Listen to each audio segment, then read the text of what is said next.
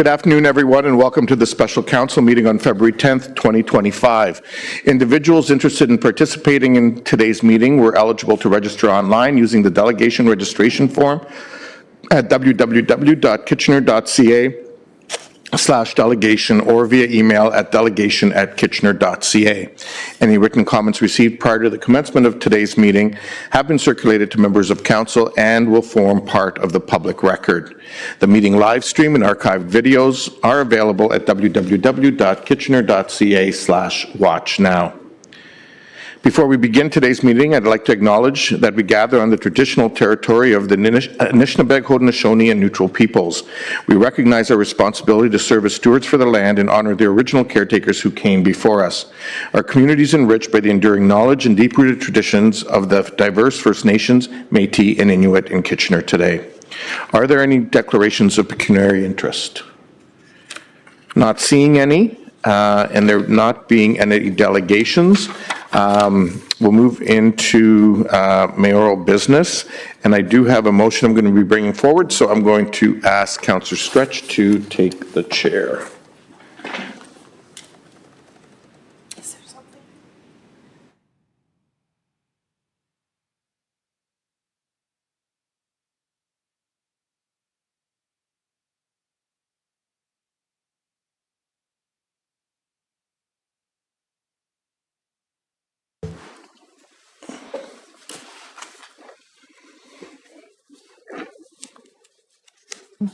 Oh, thank you.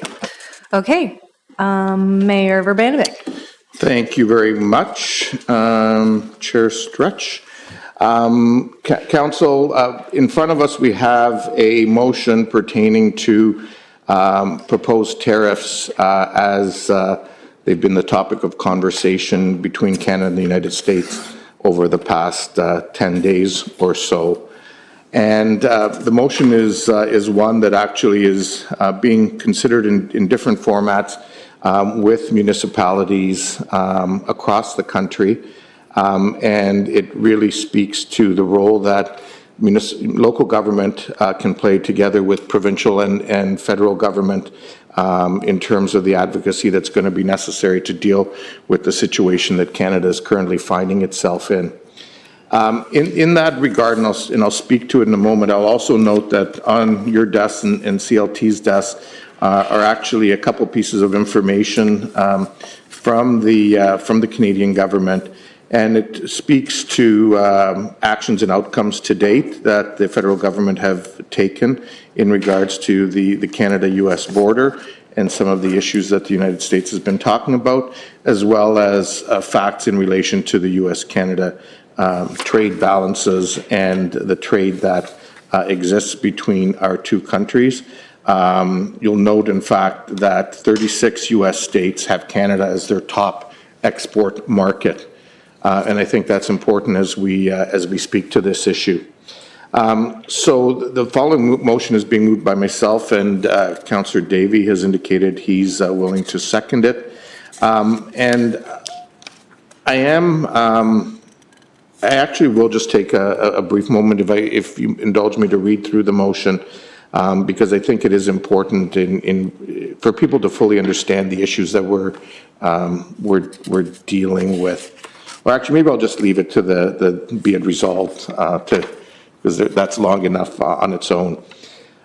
So the operative phrases of the motion include, be it resolved that staff be directed to examine opportunities to minimize the impact of tariffs and countermeasure tariffs on the City of Kitchener, including opportunities where it is legally permissible for the municipality to pursue a Buy Canadian preference in the procurement of goods and services. And be it further resolved that the Mayor work with the CAO and Economic Development staff to work in partnership with local businesses, area municipalities, and associations on a shared action plan to support our local economy in the event tariffs are levied against Canada by the United States in the short term. Be it further resolved that the Mayor, CAO, and Executive Director of Economic Development work with Waterloo Region Economic Development Corporation and their municipal counterparts nationally and provincially to advocate for and support the elimination of interprovincial trade barriers and the diversification of trading partners globally. Be it further resolved that the City of Kitchener call on the Province of Ontario to provide clear and timely guidance to municipalities on the status of the trade agreements with the United States, including any implications for procurement practices by municipalities should tariffs come into effect. Be it further resolved that the City of Kitchener, in conjunction with the Mayor and Council, as appropriate, support FCM, FCM-BCMC, AMO, and OBCM in advocacy efforts on trade tariffs and stimulus funding. Be it further resolved that the City of Kitchener support the federal, provincial, and territorial governments in its Team Canada approach to trade negotiations with the United States, supporting calls for the elimination of interprovincial trade barriers within Canada and supporting a more diversified global trade strategy. Be it further resolved that the City of Kitchener, in addition to its own procurement strategies, work with community partners, including the Greater KW Chamber of Commerce, the Kitchener Downtown BIA, the Belmont Village BIA, and others to encourage residents and businesses to buy Canadian and buy local where possible. And therefore, be it finally resolved that staff be directed to report back with an update on the actions of this motion should tariffs come into effect at the earliest possible meeting of Council. And, Madam Chair, if I can just briefly speak to this. I mean, this is an issue that I know in speaking with many of you over the past 10 days, particularly over last weekend, when the tariffs first got announced, and then when they got a 30-day delay. And then, of course, yesterday we learned that there are new tariffs now, despite that delay, that were going to kick in. To be honest, it's all happening so fast, I'm not sure today if they in fact did kick in or not, in terms of steel, which the U.S. President announced yesterday on his way to the Super Bowl, that they were going to kick in globally as of today. All this to say is it's clear that there's a new working relationship that's developing with our southern partner in the United States.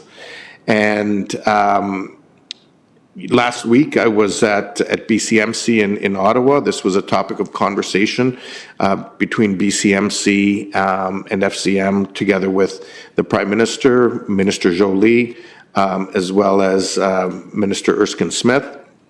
As we discussed everything from the government's actions on dealing with this issue to what stimulus kinds of programs might look like if, in fact, tariffs do come in place. And there were really two examples that I think were relevant with respect to the relationship between cities and the federal government on these kinds of issues. One goes back to 2003, when the federal government of the day actually approached FCM to work with them, cities, mayors at the time, to build a case with U.S. cities and mayors, the U.S. associations that are equivalent to FCM, which is the National League of Cities, and the U.S. Congress of Mayors, as well as working with business and civil society to raise awareness at that time of softwood lumber tariffs and the impact that they were going to have on both sides of the border. And the whole approach was built around, we need to raise awareness amongst Americans so that Americans can convince their government that this is a bad thing and start treating it differently. And that was successful. It took, from 2003 to 2005 for that to happen. But it was successful. Secondly, in 2008 and 9, we'll go back to the economic challenges that Canada was facing at the time, and local governments worked with the government of the day to develop an economic stimulus program. And that program was very successful because we were able to demonstrate as cities to the federal government that if you need to invest dollars and you need to get people working, the best place to invest those dollars is in municipalities on joint federal and municipal priorities. And and see that actually getting people to work. And as a result of that, quite frankly, Canada was one of the countries that came through that economic challenge the best out of our G7 partners and so on. So all that to say is that we know that when governments work together, the best possible outcomes can occur. There is no question here that, these are different times and unique times in terms of this relationship with our American partners. As everyone around this horseshoe knows, for many, many decades, we were each other's best allies, best neighbors, and best friends. I think the reality is today we're still each other's neighbors, but we have some work to do with the administration south of the border to remind them of those other components and the importance of that both for Canada and the United States, and arguably for others beyond our two borders in that regard. So I am pleased to move this motion. I'm hoping we can support it unanimously as part of the effort of Canadian cities to support our provincial, territorial, and federal colleagues. And there's no doubt going to be more work that needs to be done, particularly as we look at what we can do procurement-wise legally.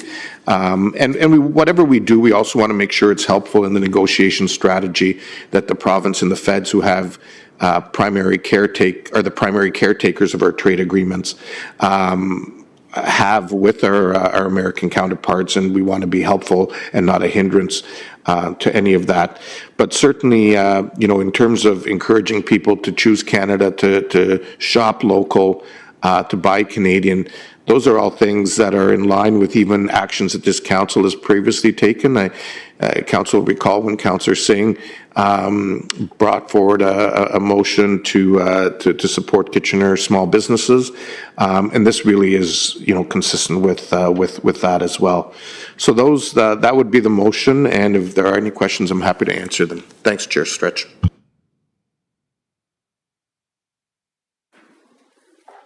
Thank you. Are there any questions? I don't know. What to ask. Thank you. Yeah, sorry, not a question. I just first want to thank Mayor Vrbanovich for bringing this forward.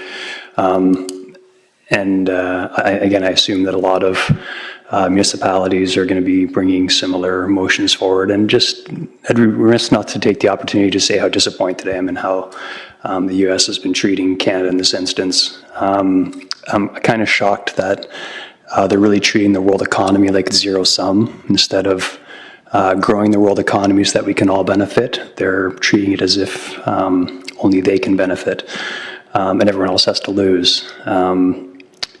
It really is, when I first heard America First, it's a great slogan, but what I'm beginning to understand is what America First really means is everyone else is last in the new world vision we're seeing from south of the border. So it's unfortunate that motions like this have to come forward, but I will support it because we really don't have another choice, and I really hope that the rest of the developed countries in the world can come together and push back against this threat.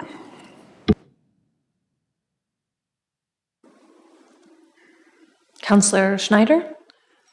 Thank you, Chair Stretch. I agree with you, Councillor Davey.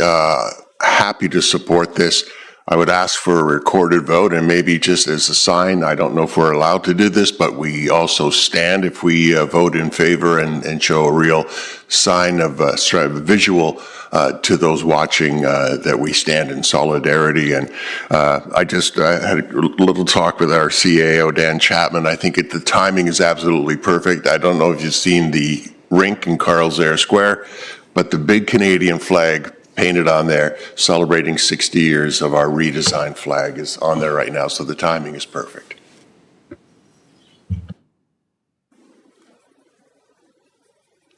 Okay, I'm getting, oh, sorry, Councillor Singh. Yeah, thank you, Chair Stretch. Just wanted to thank Mayor Vrbanovich for his leadership in bringing this motion forward, and it's going to be good to see motions such as these to come across municipalities in Canada. One thing that, it brings a reflection point for me is whenever I think Canadians see challenges or struggle, we have a sense of tenacity to come together and rally together and support each other. And a motion such as this exemplifies all those great characteristics of what it means to be Canadian. If anything, I think it hopefully will leave a lasting imprint how important it is for us to continue to support our local economy, how crucial and important it is for us to have diversified trade partners. Beyond that, how the essence of ensuring that we support our local businesses and development and growth of our economy here. So these will be difficult and challenging times ahead of us, but I see us coming through it better and stronger, and motions such as these that give us that direction help to lead that guidance. So thank you, Mayor Voinovich. Great. Councillor Michaud. Yes, I too would like to thank the mayor for bringing this motion forward. And I'll just reiterate what everybody else said and pick up on what Councillor Singh said. We are stronger together, and we are likely heading into some difficult times, but I believe there's a real silver lining at the end of all this. And we're going to come out a stronger country, a stronger municipality, and this is a good thing. Thank you. Thank you. And Councillor Johnston. Thank you, Chair. And I want to thank the mayor as well. I think this is incredibly important to have all of our communities look at passing something like this as we work together. It's going to be very challenging times ahead. I think probably the most challenging thing we're dealing with is not always knowing what we're dealing with and how the marker is moving on a constant basis here. I appreciate all of your work with the Big City Mayor's Caucus, with FCM, with AMO, and how you are a voice that helps unify frankly, other communities across Canada as well. So thank you, Mr. Mayor, and I very happily and proudly support your motion. Thank you. Mayor Voinovich. Thanks. I wasn't pressing it because I was realizing it was turning my mic on automatically, I think, because the system's not sure where I'm sitting right now. Anyway, thanks, everyone, for the comments, and thanks, Councillor Schneider, for raising the issue of the flag in the square. It was actually put there to celebrate, as you noted, the 60th anniversary of our flag. And I want to thank Mr. May and the Arenas team for helping make that happen.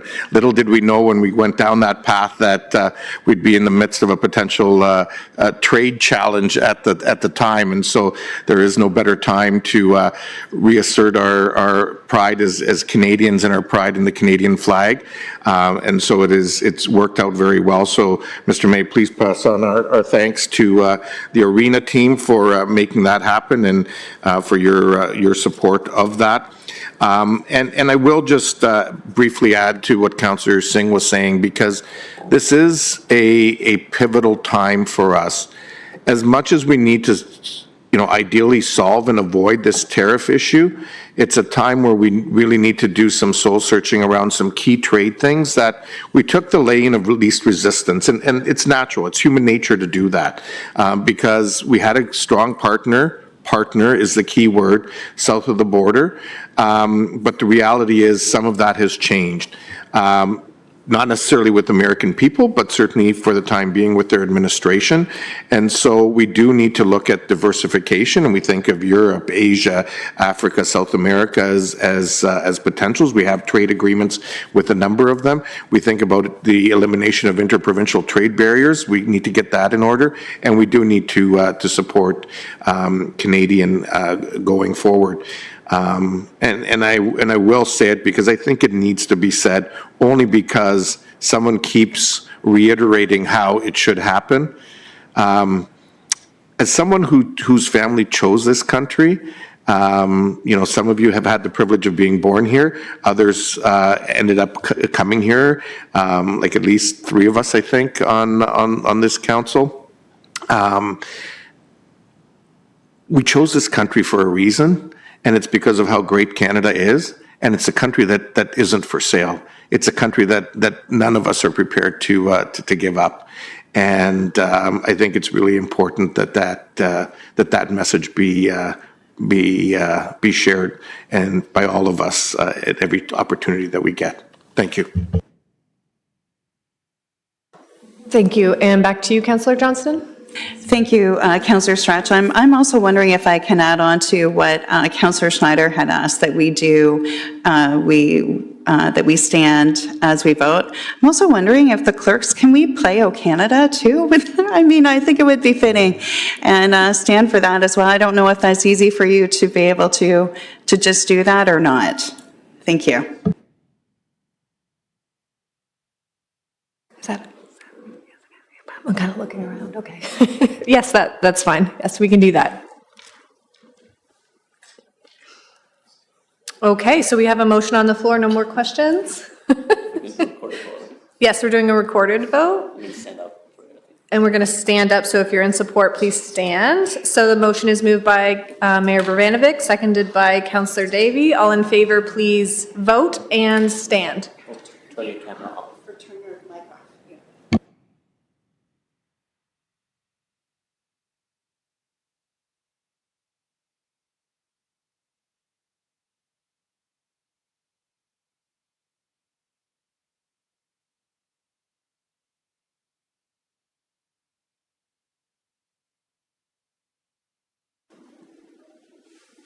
Great. Okay, it's passed unanimously.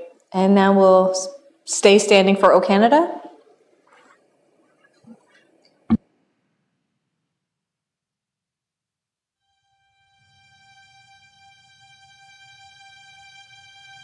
Oh, Canada, our home and native land,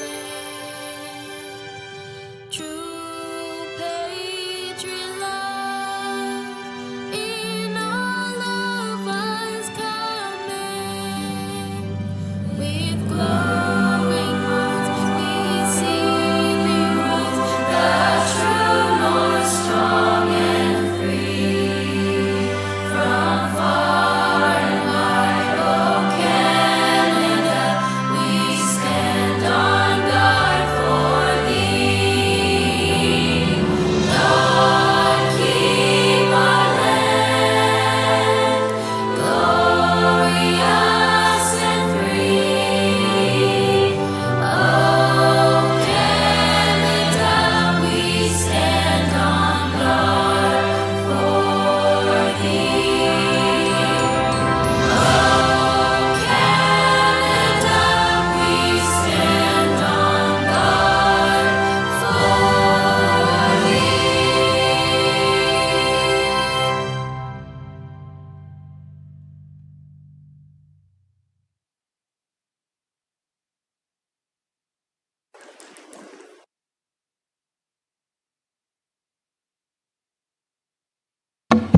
Okay, well, thank you very much, Councillor Stretch, for chairing that portion of the meeting. We'll now move into our strategic session, which is with regards to the new official plan, Kitchener 2051.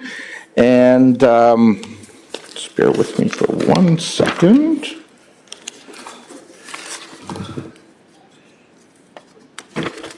Ms. Bustamante, are you starting this off? Yeah, okay. So I'll turn it over to Ms. Bustamante to get things going.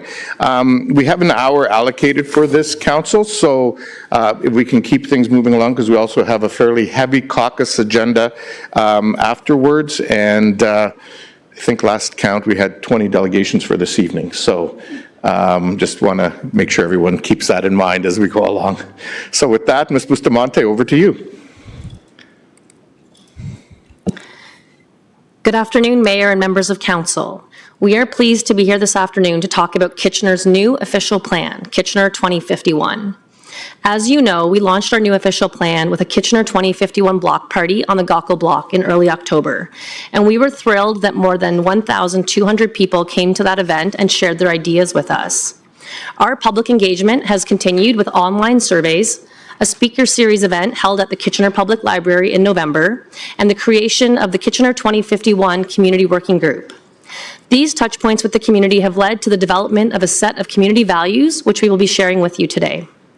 At the same time, we've also been working with consultants and experts on 4 technical streams of work, which will be instrumental in developing our official plan. All of that leads us to today, and we are thrilled to have the opportunity to discuss the proposed big ideas for our new official plan with you this afternoon.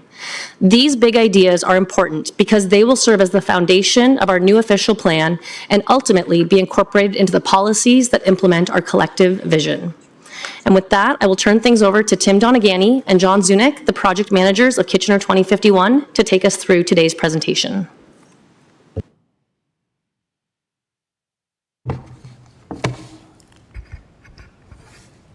How's the mic? Good? Okay, thanks so much, Council, for giving us of your time today. Really appreciate it. And especially big thanks to those of you who did your homework, which is almost all of you, with the early responses to the big ideas and focus areas. So today, I'm hoping to touch on just a general update on Kitchener 2051, which is the new official plan project. Just circling back on the scope, a little bit about the consultant work streams that we've got going on, where we're tracking on timelines, do a little bit of a dig into Bill 23 and the transition of Regional Planning Authority, what it means for official plans, generally, the process as well as the content of Kitchener 2051. Then back into community values, which is really the culmination of what we heard on the community engagement to date, and then moving into a bit of a facilitated exercise on the big ideas and focus areas. And then circle back on next steps. So like I said, we've got an hour together. Thanks so much for your time. And we'll just pop right into it. So Kitchener 2051, you may remember around February of last year, we kicked off the project with a special meeting of council where we confirmed the scope with you. So there's been a lot have been going on sort of in the background since then, but we really think these scope items are still relevant, still the right scope for us, and just wanted to reconfirm them with you today. So crucially, a new official plan or a comprehensive update has to look at conformity with provincial plans and policy. Those have changed since this time last year, but the exercise and the work is still the same. We're looking at updating the population, employment, and housing forecasts of the year 2051. Updating directions on the how and where we grow, the infrastructure that's needed to support that, both hard infrastructure as well as community infrastructure. Updating really most parts of the official plan, the objectives, the policies, the mapping, and integrating the regional official plan into the City of Kitchener official plan. The out-of-scope matters are really the same as what we talked about this time last year, so that's the matters decided in Regional Official Plan Amendment 6 that was approved by the minister about 2 years ago. So that's areas like the urban area, the countryside line, the density targets, the intensification targets, and you know, the vast majority of Regional Official Plan matters with a slight tweak to the population forecast to reflect changes that were incorporated through the minister's decision on the Regional Official Plan. The natural heritage system or natural conservation area boundaries and policies, those are fresh. We have scoped those out for this work, and also the Growing Together and Dundee Secondary Plan Area policies. Those are on a parallel track. They'll eventually be incorporated in the official plan, but really they're not part of the review process. It's sort of separate projects. So we've been working on a series of technical studies, hired 5 consultants that help us look in sort of 5 key policy areas. Climate and energy, so that's what do we need to do to meet our greenhouse gas targets of net zero by 2050, but also what do we need to do as a community to respond to the climate change that we know is coming. Population and employment forecast, so that's really updating our population forecast to 2051, and also talking about, what does that mean in terms of our housing needs as a community, the types of homes, the number of homes, as well as some of the social infrastructure and supports that our community needs to the year 2051. Looking at non-residential land uses, so what do we need in terms of businesses, shops, homes, industry, community infrastructure like parks, community centers, pools, all those sort of things, all those kind of non-housing items that make a complete community, and how do those pieces come together? Institutional land uses, all these are important. And the pieces come together in the growth scenario study, which is really pushing and pulling on options for how and models for how and where we grow, and making sure the infrastructure is in place to support those different options. Just wanted to do a quick touch base on the population forecast.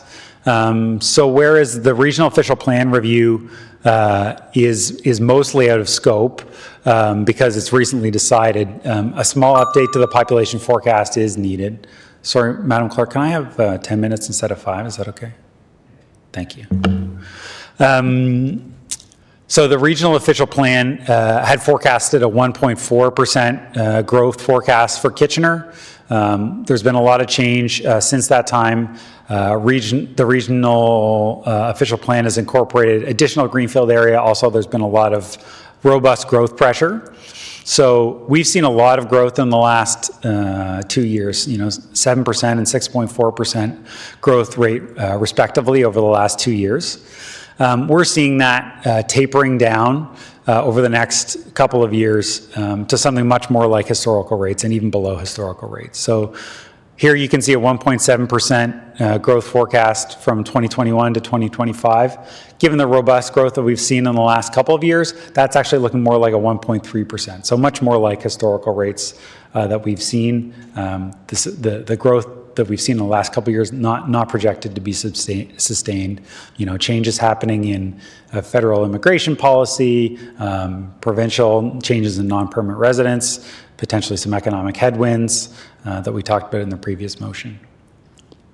Sorry, Tim, do you want to wait till the end to take questions, or? Yeah, we've got space for questions in about 4 or 5 more slides. Perfect, thank you. Thanks, Mayor.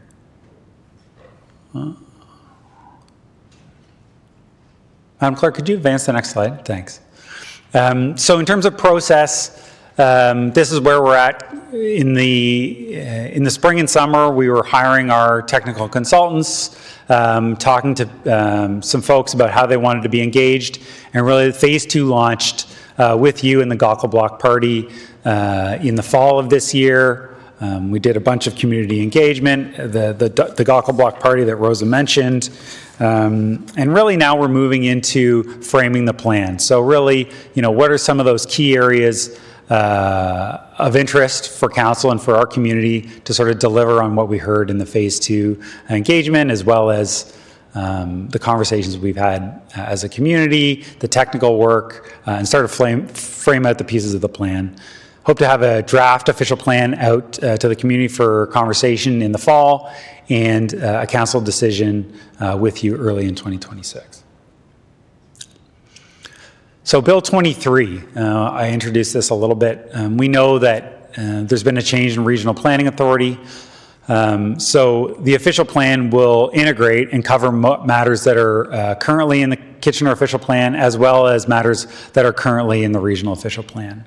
So at the end of Kitchener 2051, we expect the regional official plan to be repealed and there to be one official plan as it applies to Kitchener. We also know with Bill 23, engagement with Indigenous communities and treaty partners is going to be critically important. We were doing that anyways. That emphasis has been re-upped post Bill 23. In terms of process, there's a slight change beginning in this year. So council now has the ability to approve its own official plan amendments. Previously, those were sent to the region for approval. There are some exceptions. So matters dealing with protected major transit station areas or new or comprehensive official plan updates like Kitchener 2051, those now go to the region for approval. Regional staff will continue to provide comments in the areas of their jurisdiction, regional infrastructure, affordable housing, homelessness, source protection, et cetera, but they're no longer the approval authority. So I wanted to talk to you a little bit about the community engagement that we've done to date. Those were framed out with the pillars of the strategic plan, being a connected city, a thriving city, a green city, and a caring city. That's framed all the engagement that we've done to date. That's really shown up in a conclusion of the community's values, what we're calling those. That's really the synthesis of what we heard. So those key 5 priorities: affordability, especially in the area of housing; thoughtful and resilient growth; access and inclusion; safe and sustainable mobility; and mutual care and belonging. We've had an opportunity to validate these draft community values in a survey in January of this year. 80% of residents were supportive or very supportive. Through this work, we've engaged over 2,000 residents and collaborators with tons of data points. We've been working with our engagement consulting team and really developed these community values that serve as a bridge between engagement and the future and technical work. As we move forward with our technical engagement process, we'll demonstrate how these values align with the emerging directions and the shape of the new official plan. We've had conversations throughout the community through these pop-ups that I talked about on an online survey, and really pleased to talk about some engagement we did with schools over the last month. One of the key things that we heard through engagement is that the 4 pillars were good, but we also heard that a caring community, rather than being a standalone pillar, really undergirds all of the other focus areas. So a caring community is part of a connected city, is part of a thriving city, and is part of a green city. So that's a slight tweak to the strategic plan pillars that we heard before, and moving forward and framing our engagement on Kitchener 2051. So that takes us next to the big ideas. So you've seen, Council, some of this in an email earlier, and we're talking now about big ideas. So what are these 3 kind of areas, these North Stars that are going to guide our work going forward? These are really cross-cutting areas of focus, or cross-cutting directions around our neighborhoods, and that includes our homes, our economy, and our environment. And John will talk about those in a little bit more detail as we move forward. But before we do into the facilitated portion of our time, just wanted to pause here, see if there's any questions on what you've heard to date from me or so far in this session. Happy to answer any questions. Great, thank you. Councillor Singh. Thank you, Mr. Mayor. Just kind of follow up on your presentation, Tim. I mean, it's interesting to see the growth trend of the city of Kitchener and the regional population base, especially city of Kitchener, because it has been a larger magnet for new immigrants, just residents wanting to live in our awesome city.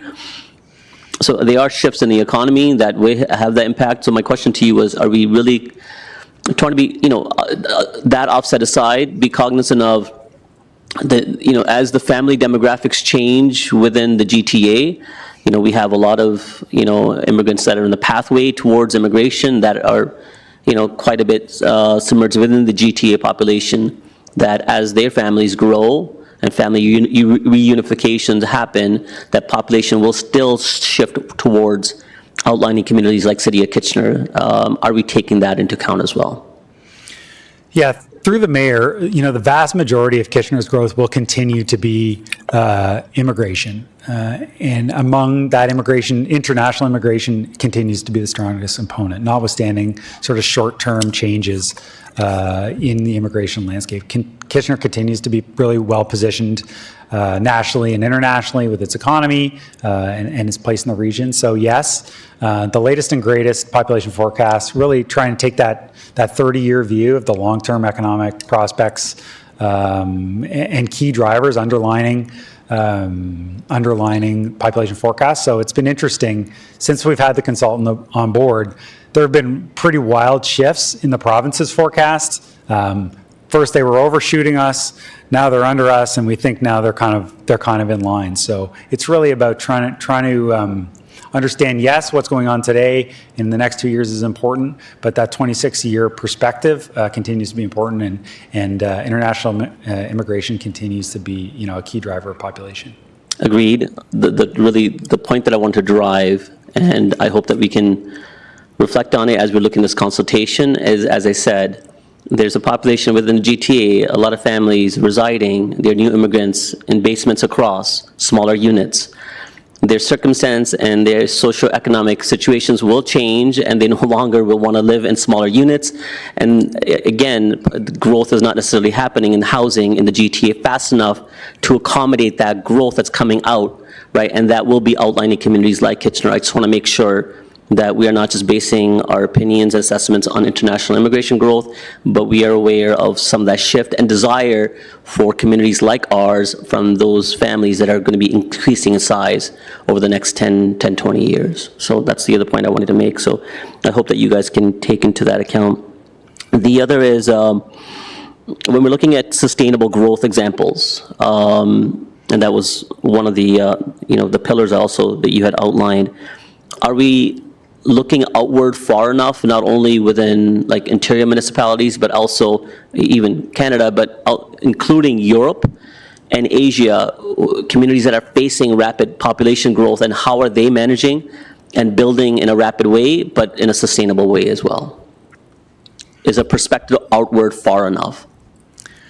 Yeah, through the mayor, we've hired, like I said, 4 technical consultants. The climate and energy consultants are very broad in the environmental scan of the advice that they're giving us. So we're not quite ready to share that. That work is still draft right now. But I think you'll see, international examples are prominent in the advice that we'll get to talk to you about a little later on in the spring. So 2 quick other points. In big ideas, I liked what was included. I would encourage noting something regarding innovation. The points that are added had been a continuation of conversation about how we want to grow a community. It's not a paramount shift of how we are, changing. But I think innovation speaks to the point that we will have to look for different and new ways as well. So to that point. And the other is in community values, I would love to see diversity of housing stock. So ensuring that we are cognizant that there needs to be, as we look at our, beyond, towards 2051, but there needs to be diversity of housing stock across all neighborhoods, not just in pockets within our community. Thank you. Thanks, Councillor Singh. Councillor Chapman. Yeah, thank you. And thank you for the presentation. How is emigration from Kitchener being factored into your analysis? Through the mayor, I don't have the model in front of me, so we've got advice from Watson and Associates land economists who have built out this model. As I recall, emigration is not a significant driver of population change, but it is in their model. So I don't have the facts and figures ahead of me, but we could bring it back and talk about it offline. Okay, that's fine. My other question has to do with the intersectionality of the Growing Together, the next phase of Growing Together, and the official plan. What does that look like? Yeah, through the mayor, both projects are very mindful of each other, working in alignment. We expect that the Growing Together East Sorry, hang Amendment. on a second. You're blurry all of a sudden. Would you like me to keep speaking? You just hang on because you look like you're in the witness protection program.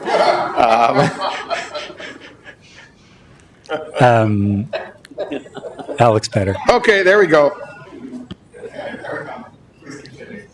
Please continue. Yeah, through the mayor to Councillor Chapman. Yes, these 2 projects will work hand in glove. We expect the Growing Together East project to be complete prior to Kitchener 2051. So it'll be an amendment to the 2014 official plan that will eventually be brought forward into the new official plan, Kitchener 2051. And is that the last zoning bylaw to be completed? Through the mayor, that's the last of the protected major transit station area zoning updates that are needed. As soon as we are done Kitchener 2051, we'll turn our mind to any updates that may be required to the zoning bylaw to implement Kitchener 2051, starting in 2026. Okay, thank you. That's it. Thank you. Thank you.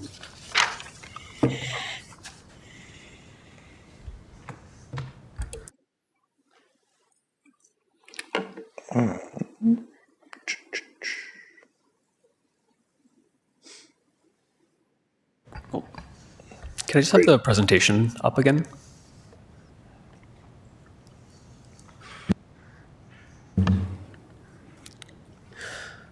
All right, thank you, Mayor and Council. I will now spend the next few slides focused on the draft big ideas and focus areas that were subject to the survey that was circulated to members of Council last week.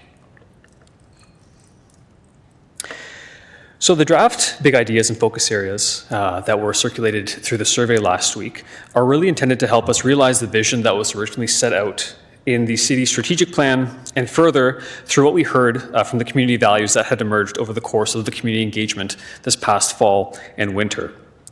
The big ideas that will form the foundation of the big things that the new official plan will seek to achieve. They will also influence where and how we grow and change over the next 25 years, and ultimately be reflected in implementable policies that will find their way into the official plan. So just a recap of what we mean by big ideas and focus areas. So again, the ones that were circulated through the survey last week are still in draft and will continue to be refined in conversations such as this one, as well as with other members of the community. But generally speaking, the big ideas represent the big issues and opportunities that are facing the city that will form the foundation of what the new official plan will ultimately seek to tackle, with the plan being structured around achieving these things. The focus areas take those larger big ideas and break them down further into smaller components that can be actioned separately in further detail.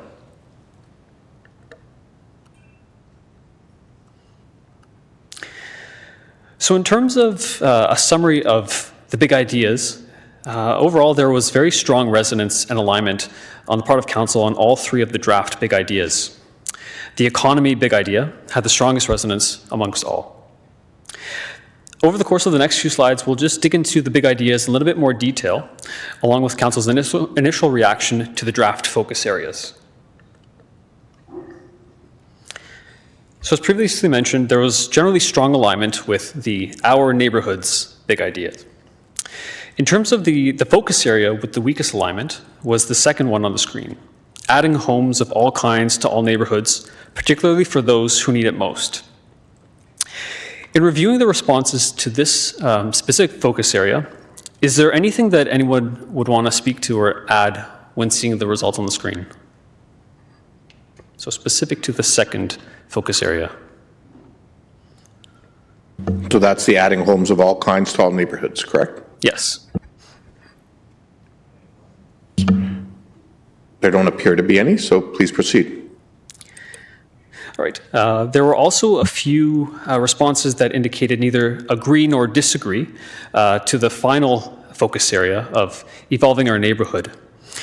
If there was anything that anyone would want to add to that point, please let us know. Additionally, we're also available for follow-up conversation via email or in person to discuss these focus areas in more detail. Okay.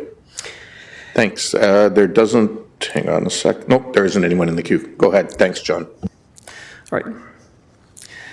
The second draft big idea, our economy saw broad alignment and agreement in terms of the big idea itself, as well as the more detailed focus areas.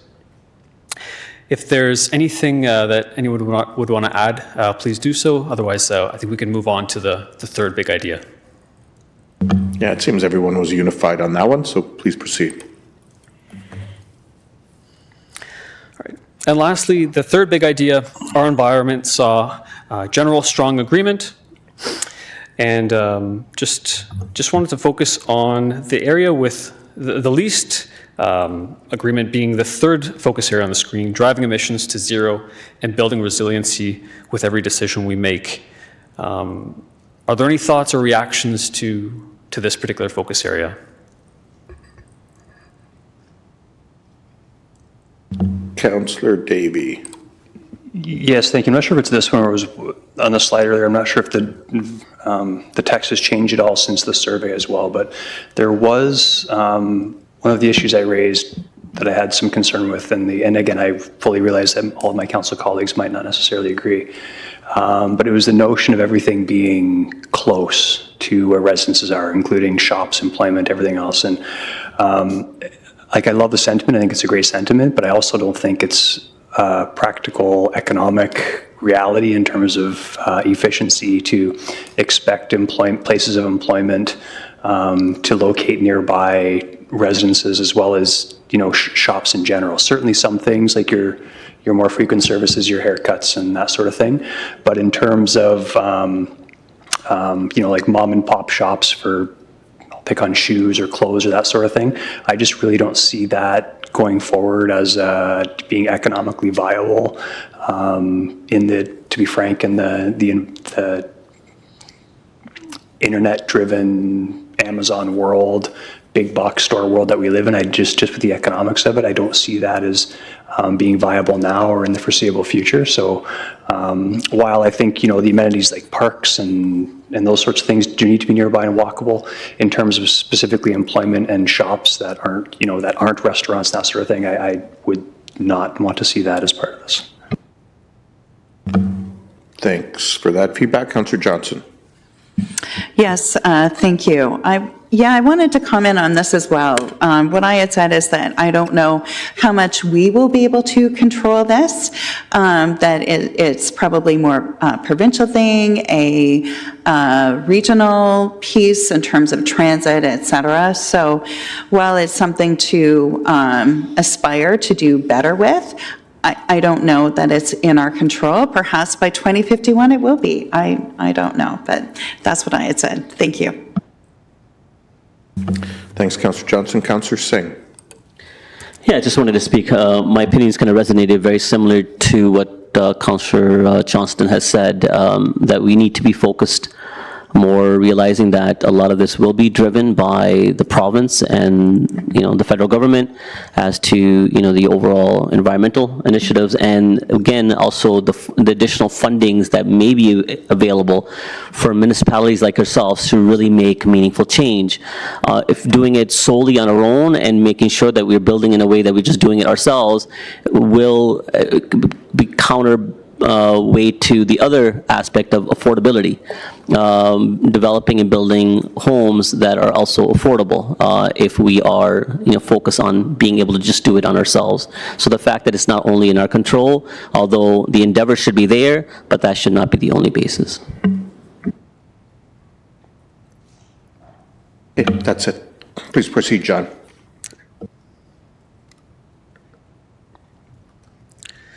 All right, so we'll now just take a few minutes to get up and just gather around these three boards at this table in front here.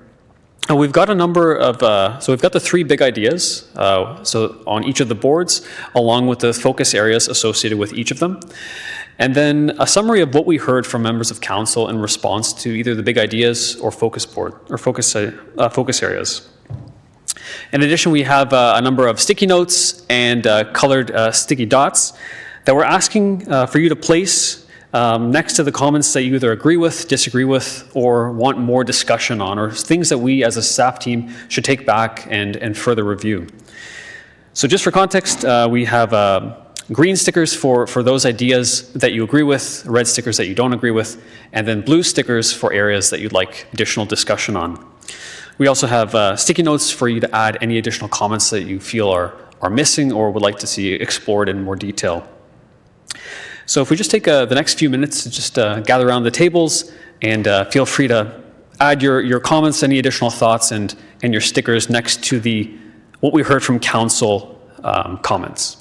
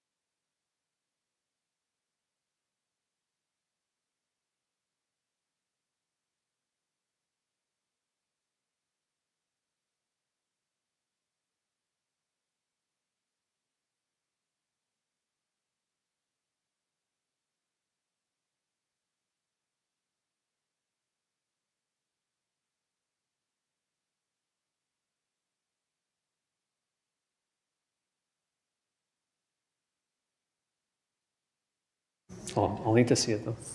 Okay, not bad. So you go a little more that way, I'll go a little more this way. Yeah. Move the camera. Go a little bit more towards. Yeah. We're good. I'll need to be There able we to read it go, though. good. Perfect.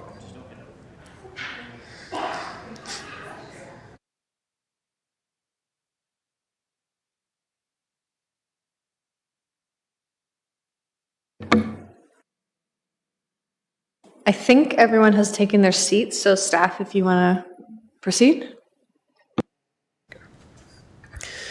All right, so we'll just spend a few minutes flagging the focus areas and the comments that garnered the most reaction in terms of areas looking for additional discussion. So for the Our Neighborhoods Big Idea, one of the focus areas that was flagged for additional discussion is around making sure our homes and neighborhoods meet all of our needs. Any initial reactions to the discussion on this focus area or things that we'd like to further unpack?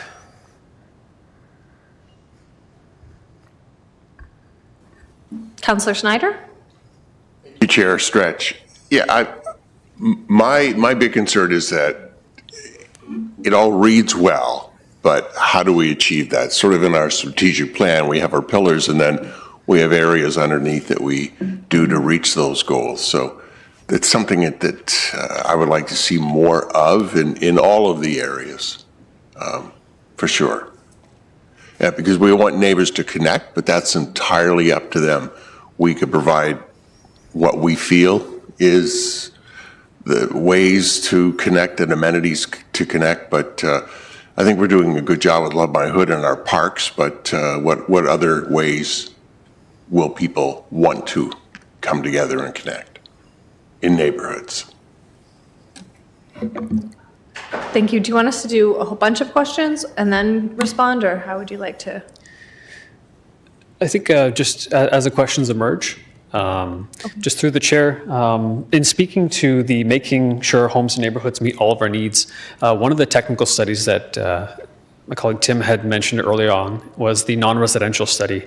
And that's really focused at taking a market-based lens at a lot of the commercial, office, retail, mixed-use components that could find their way across the city in terms of land use and ultimately in zoning. So that is something that we are actively evaluating and analyzing and just getting a better understanding of what are the types of uses that could realistically and economically be accommodated across neighborhoods in the city. And we recognize that not every type of use could be viable in neighborhoods across the city. So it's really a matter of better understanding what could be viable, where could it be viable, and then eventually how do we action that in terms of implementable land uses and zones. Thank you. Up next, Justin, did you want to speak? Sorry, Mr. Reedman? Through the chair, and so we flagged about 2 topics per slide, and there's only about 15 minutes left, and so we want to be mindful of time. So I don't know if you'd like us just to read the 2 that we've kind of identified on each one, and then just really quickly just provide thoughts versus a debate back and forth, because we can report back later once we hear some of the feedback as well.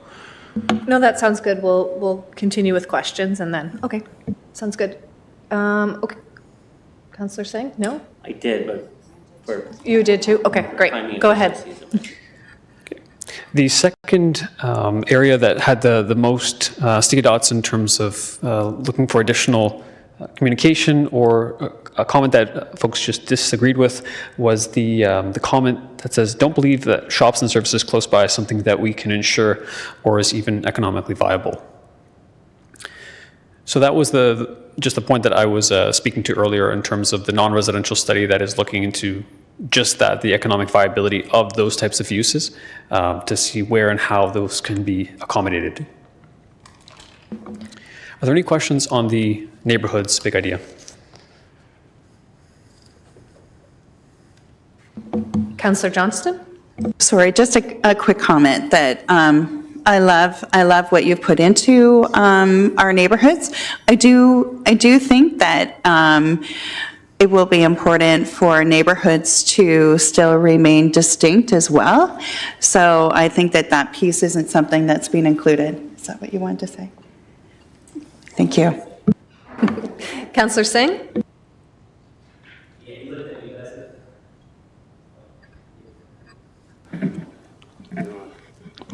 Yeah, this is the 0.001% of the times that we disagree, and that's the only thing.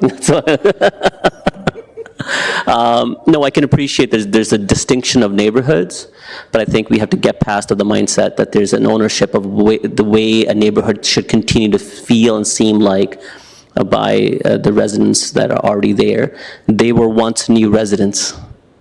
They had that first opportunity.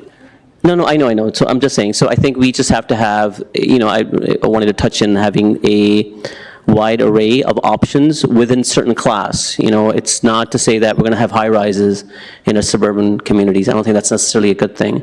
But if it means that we can have more 3-story, 4-story residences that's in between a mid-rise and a low-rise, and having that options of, variety of housing stocks that can get us to the big ideas approach. And the other is I really want to touch, and Mr. Bustamante, I'm looking at you because we have talked about this previously in the back of really struggling and saying, hey, how do we create new options for home ownership? If you talk about affordability and just, buying a single home by a single person or family, that sometimes is not feasible. We talked about micro ownerships as a way, as a official plan. Is there a way that we can implement bylaws and policies that can help explain that process that can be implemented? And the other is we talked about, hey, wouldn't it be great if a person could buy a condo in a 4-plex or a 3-plex, which is not possible. But as a access point towards affordability, that's definitely going to be the place. But there's hurdles, in place right now. Could we envision to figure out processes as part of our official plan that could get us into that arena as well? So something that's out of the box. Thank you. Councillor Michaud. Thank you, and I want to thank you for your work put into this. The one piece that I want to discuss is the neighborhoods and the shops and services within the neighborhoods. I know that some liked it, some didn't. Was it possible? I think if we identify what we mean by shops and services, I know we've failed really in this city in some neighborhoods, and I'll put Dune South out there. There's one store in that entire area of Dune South, retail store. So I really think that that's something we should, be cognizant of as we go forward in this. Thanks. Thanks. Okay, back over to you. Thank you. Through the chair, the next focus area being our economy. In terms of the two comments that really stood out, first is protecting and preserving industrial employment land for uses that need to be there and making sure that offices are easy to access and located close to transit. That's the first comment that had garnered additional attention. So really ensuring protection of our industrial employment lands. The second comment is around not sure how realistic the big idea is in terms of having businesses of all types in our neighborhoods, and an example of, for instance, not wanting industrial uses in close proximity to residential areas.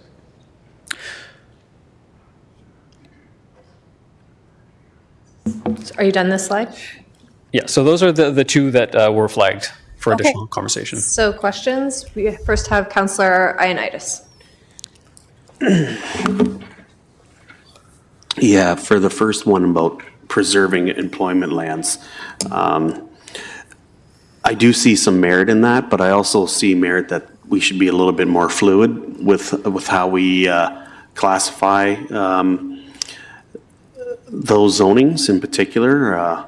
And I know one of the items tonight where it's kind of like a commercial zoning and everything else. So I think we need to be able to be a little bit more nimble and flexible when it comes to those, because as the city keeps growing, it's going to be a lot more difficult to find land. And if we have a big reserve of employment land, then I think the way the world's going to be working, employment land's going to be less and less of a need. But anyways, I mean, that could be up to debate as well. And then as far as with regards to, what was the other one again, beside employment lands? Yeah, the second comment through the chair was a comment around Not sure how realistic it is in terms of having businesses of all types in all neighborhoods. So the example being not wanting an industrial area either in close proximity to a residential area. And that's another thing that goes hand in hand with what I said earlier. I think if you look at other municipalities, when they're growing, you'll see homes right beside an airport, right beside whatever. I think, again, we need to be a lot more fluid, and we need to be setting those expectations. So to the community that if we truly want to value countryside lines and everything else, then we need to have the freedom to be able to do all these other things. Thank you, Councillor Davey. Yeah, thank you. I'll be quick. I just wanted to speak to, again, to the economic portion in terms of it being a bit too broad. Certainly we want to support the economy in all shapes and sizes, but the reality is if we want to appear on the world stage, we want to see foreign investment, we need to be known for something specific. We need focus on it. And I've been saying this for like 10 years now, but that focus has always been in the last 10 years at least, tech and innovation. Now we're moving into health innovation as well. I think it needs to be explicit, right? Because again, if we want to be known in Germany and elsewhere, if we focus more on being, the jack of all trades of an economy, we'll be known for nothing. I think we really need to focus more on what we're good at, and technology is something that is never, it's not a fad, it's not going away, it's going to be a continuity. Thank you, Councillor Singh. Yeah, I think there's a balance that needs to be played. We have to assess that, manufacturing is not the way of the past with large chimney stacks are spewing, pollutants into the sky and surrounding environments. These are very efficient, well-run facilities with a lot of environmental controls. And I think there can be a range of usages where there could be heavy machinery that is, quite removed from residential neighborhoods, but then there are other types of manufacturing, other businesses, commercial, that can coexist close to a neighborhood. So I think there is a way for us to find that in between middle. And the other is, I think along transit, commercial, ensuring that these businesses are easily transit accessible. I agree with that, but at the same time, I think we really have to be market demand dependent rather than forcing that there needs to be commercial units all across on the main floor. A lot of cities do it as a convertible, where if the space is built in a way that it can be easily commercial, but in the meantime, if the market doesn't want it, it can also be a residential unit just with higher ceiling heights. So having that flexibility is a good part too, and letting the market kind of decide itself, maybe shifting back towards from residential to commercial as the need of the neighborhood changes. And the last part I want to say is to what Councillor Davey is saying. I think within the employment lands that we have for manufacturing, I think we don't have much left, really. So as we look to attract more businesses, that from an international perspective, as part of our official plan, we do need to set aside more lands that are newly developed that need to be towards business and manufacturing as well. We can't just rely on the spaces that are available in our neighboring communities, as good as that is, and those places will provide employment for our residents. But at the end of the day, those commercial and manufacturing tax dollars far exceed sometimes the mill rate of a residential property. We need to ensure that we are collectively focusing on our growth that improves our tax base as well. So ensuring that we have a lot in manufacturing space that can attract those larger businesses, that would be good as well. Thank you. Thank you, Councillor Schneider. Thank you, Chair Stretch, and thank you, fellow councillors. Already brought up some points that I would like to make, but I also want to maybe make a nod towards some of the things that we're lacking in our community right now, that for economy-wise, things like a convention center. A city of our size and stature, we're not able to attract some of the great conventions that we could hold here. Things like that in hotels. Some of the missing services downtown, like a grocery store. So just get that in there, and thanks for the other great comments.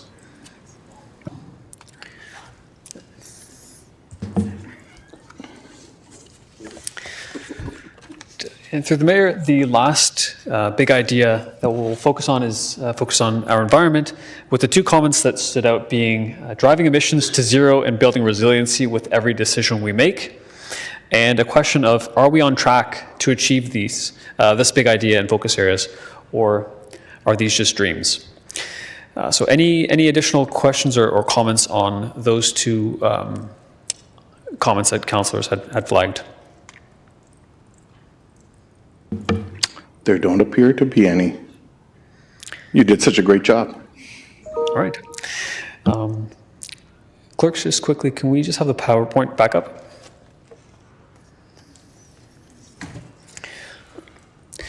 So as a quick wrap up, we'll have a phase 2 what we heard report that really summarizes all of what we heard following the launch block party back in October, coming later this month. We also have a planned approaches to growth engagement event and a speaker series, number 2, at the end of March and early April. So that work is still underway in terms of planning out that event. And lastly, community conversation kits can also be expected in March. And what those are really summary documents that capture the key recommendations and big moves that are coming out of each of the technical work streams. So what are the big things that our consultants are recommending that we do on the topics of climate and energy, non-residential, and housing. Looking forward to future council touch points, we have small group discussions scheduled later this month where we can continue this conversation on some of those points that were flagged by councillors, as well as look forward to introducing the evaluation criteria that will be the focus of speaking to our growth models and the way in which we could grow.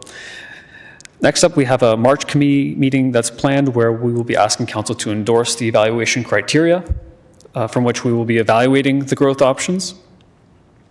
A May committee meeting that's focused on endorsing a preferred approach to growing out to the year 2051, and then ultimately releasing a draft official plan later in the fall, speaking with the community and coming back to council in early 2026 for a decision.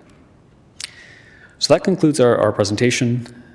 Are there any additional questions? There is, and I'll go to Councillor Davey in a moment, but I really just want to take this opportunity to thank all of you for really the, I'll call it the yo person's work that you've been doing over the last number of months on this project. It's a huge project, takes a lot of effort, and even to try to squeeze in a 1-hour strat session with council and actually make it meaningful and you know, engaging.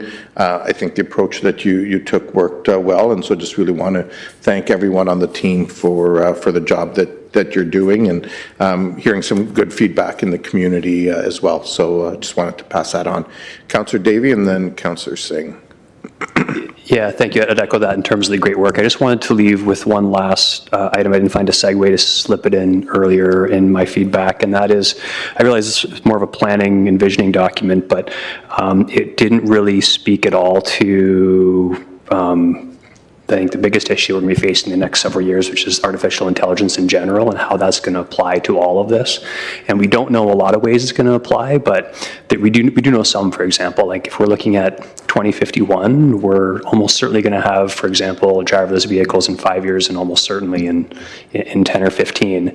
And the potential for that to dramatically shape our entire community, like our whole community gets a whole lot smaller when a driverless vehicle shows up at your door on command on your cell phone. You can drive anywhere in the city without having to pay attention. These are the sorts of things we have to make sure that we integrate in our planning, because it's going to change how much parking we need, how far things have to be, all these sorts of things. So as you go forward, I just wanted to make sure I highlighted that so I'm not dropping it on you guys last minute to make sure that it's addressed, okay? Thank you, and I'm sure they can use AI to help develop a response to your comments. Councillor Singh.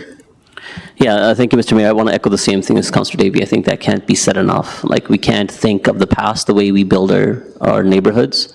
I think we're going to have a substantive paramount shift in the next 10 years as technology will, just every day-to-day thing, from employment to, again, transportation, right, for driverless vehicles.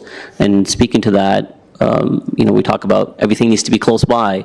Well, guess what? If you can order everything close by and there's a autonomous delivery vehicle that can come drop it off, again, that kind of derails substantive part of the discussion about, how are we building all sorts of businesses within a neighborhood. So we have to kind of keep that into perspective too. And we're looking towards 2051. How do we manage some of that transportation issues that are going to be built in our, in existing neighborhoods and even within our suburbs with autonomous vehicles moving around, and more importantly with the delivery of goods and services as well. So I think that's something that we need to be very focused on. And the last part I want to say is a little bit of a nagging thing. I mean, this is something we've been continue to say over time. Staff have acknowledged it. Yes, we hear it, but maybe now's not the time. The official plan or an update may capture that. But we've talked about let's be more in keeping with other communities that allow lots that provide access point to affordability because they're a little smaller, 27 feet perhaps, like some communities, as opposed to the 9 meter that we require. So seeing what other cities do, I'm not saying we should be pushing the envelope by any means, but we should at the very least look at what others are doing and try to match that, because again, that's going to attract that development growth, as well as the roof height, the roof pitch. We brought this in the past as well. Do we look at from the pitch or do we look at the midpoint? Again, we need to make sure that we're in line with those that are leading, and then the big ideas that exceed beyond that. So, but I think now is the time to capture all of that because we've been talking it for a while. Thanks. Councillor Stretch. Thank you, Chair. One idea, I wasn't really sure exactly where to fit it in, was the idea of supporting faith communities. Several have reached out currently with a lack of space to be able to meet. And I think in forward thinking, yes, we're balancing all of these, new things as technology is changing, but also we need to figure out how to support different faith or spiritual parts of our community. So, places for fellowship, places of worship, places of study, how is that fitting into our neighborhoods as well?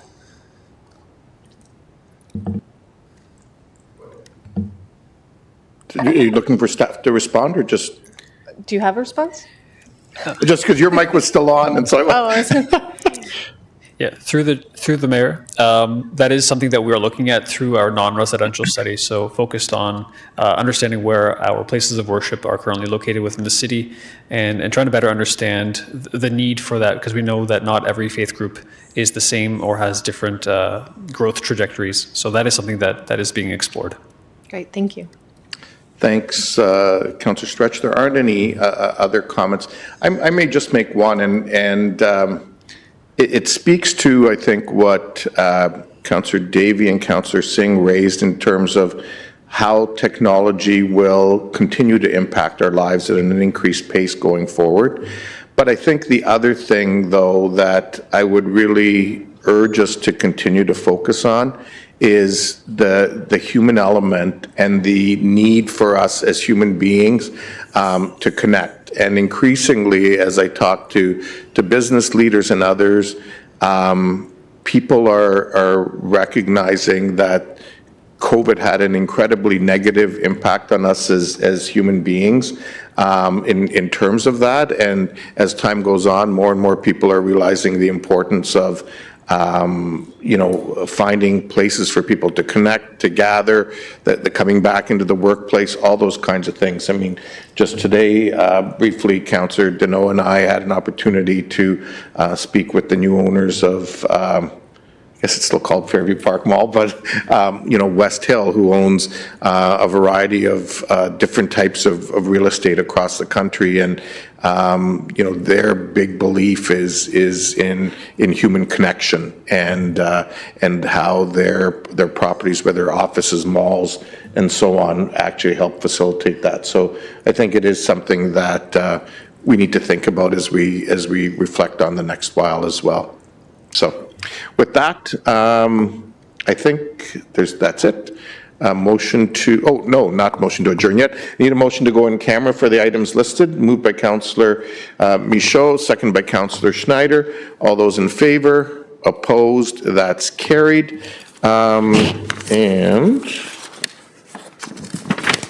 do I need to do 3 readings because of the motion earlier, or are we covering that off tonight? We're covering that off tonight? Okay, great. Motion to adjourn, moved by Councillor Deneau, seconded by Councillor Chapman. All those in favor? Opposed? That's carried.